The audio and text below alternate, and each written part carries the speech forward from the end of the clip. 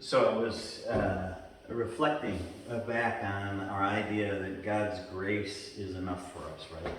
In leadership, patience, out of patience is an understanding of God's grace, His working with us, all the ways in which He's moved forward. And I think of that woman at the well, and as I'm kind of reflecting on her and that grace that He offers her, and then it comes to that reaction. And her reaction is the one I think you and I, as pastors, want to see more of. Like, we want to see leaders get that excited. We want to see people immediately, like, fire up and change, and just be running that way. And I think we've both seen that on occasion, but yet we wonder why some don't.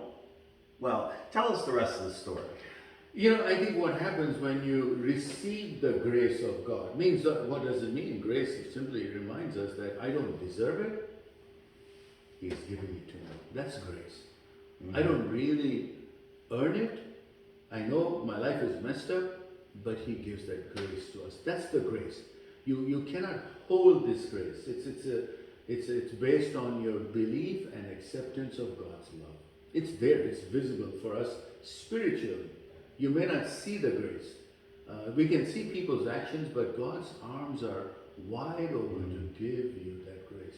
I think people, when they see the cross, they know their arms are wide open to say, I love you. From the cross, He never said, I'm going to get to you.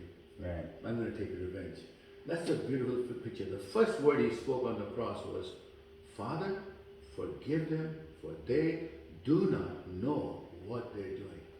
You and I can say, hey, they knew what they were doing. They nailed him. This man didn't do anything. You could say all those things.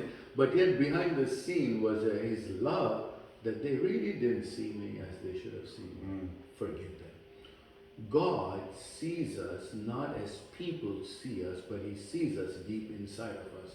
And that's why He offers His grace. So here's the picture. As she listens to this story of the grace of God communicating, she was angry, she was frustrated, asked some questions, some sarcasm in that. All that happens, but in the end, she gets this grace. She gets this truth. Here's the key thing. You've got to get the truth. The truth is Jesus. And He says, I am the truth. I'm the truth. When she gets this, she has a new identity now. She just gone with the past, and she becomes a new person. And I think she also gets a new strength inside of her. And I think this is where most people miss it. They always look for the strength outside. Right. I want to get affirmations from you or affirmation from somebody. That's an outside source that you feel you need it. But in this story, what really happens to her, she feels the strength, she gets the grace, she gets a new identity, and then she runs. And I got a beautiful scripture for that. We all know the scripture, Isaiah chapter 40, verse 31. I'll read it for you. He says, but those who trust in the Lord, or those who wait upon the Lord, that's another translation, right? Those who wait upon the Lord. She was waiting for Him. In a sense, she was listening to Him. And the scripture says, will find new strength. Isn't that amazing? You find new strength. They will soar high on wings like eagles. They will run and not grow weary. They will walk and not faint. That's the scripture for us. Wow. She finds a new identity.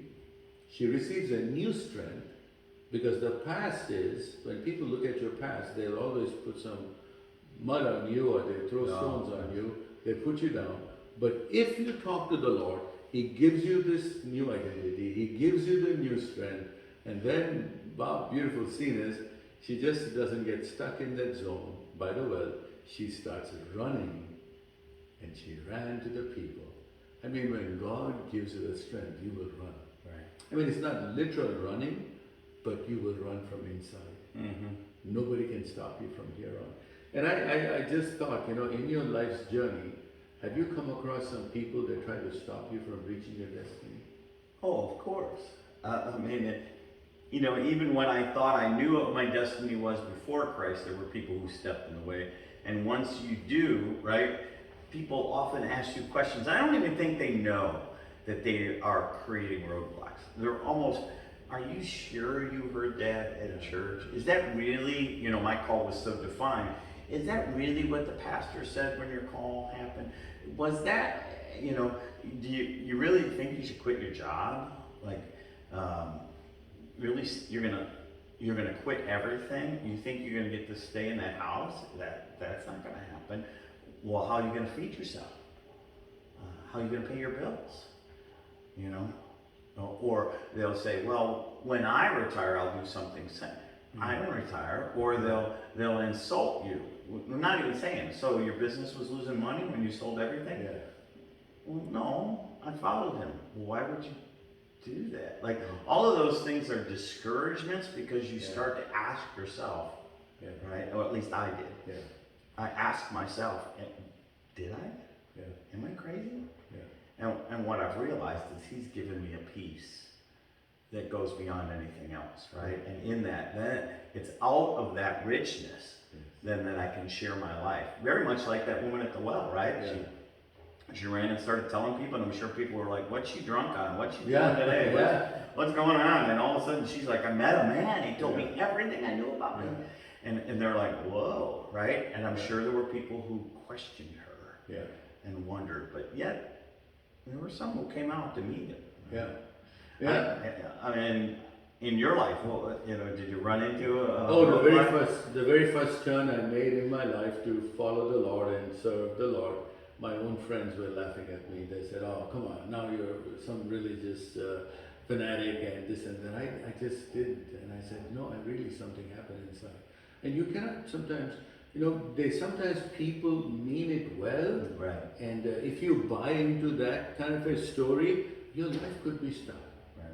And I want to, you know, both of us have this journey where because of your decision, so many people's lives have turned around. So many people have been blessed because of my journey.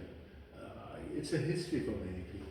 Right. You will only see them, probably we can't even count the influence. But you know, I told a man who said, "Why did you do this?" And I said, "Life is not about me. My life is about serving others."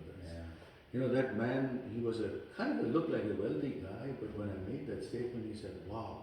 I said, "I just live to help others." And I think this is exactly what the Lord came to help others. Right, and I think at some point, what we just said is an encouragement to those who are moving into leadership. There are going to be people who question you about choosing what I like to joke around about, an alternative lifestyle of following Jesus, right? And in that moment, don't be afraid. Don't be discouraged. Yeah. Share the deep change that's happened and realize this. There will be some that will still wonder, but there will be some that will follow you to the well and also take a drink of the beauty of Jesus, right? And then your destiny is changed. Yeah. Because it's God ordained. Right. You know, people cannot ordain your destiny. God does it. And I hope and pray that you will understand the truth in your life is much bigger, much brighter than what you feel and how you think. This woman had such a past, but when she encountered the truth, when she received the grace, she has a new identity, a new strength in her life that she couldn't go to the places before. Now she runs to the place. The very people that could have stoned her, she runs to them. And that is a new strength that has to come from inside. Right? And not only that, but she now becomes a blessing to others because others, the scripture says, the others came to see the Messiah. Isn't that beautiful? Because of your life transformation, others are being better. Leadership and ministry that everybody wants to do need to know it's about others, not about you. Right? It is helping others. Amen. Amen. Well, that's really encouraging, and I look forward to the next time we talk a little bit more about all of this. Yes. Thank you so much.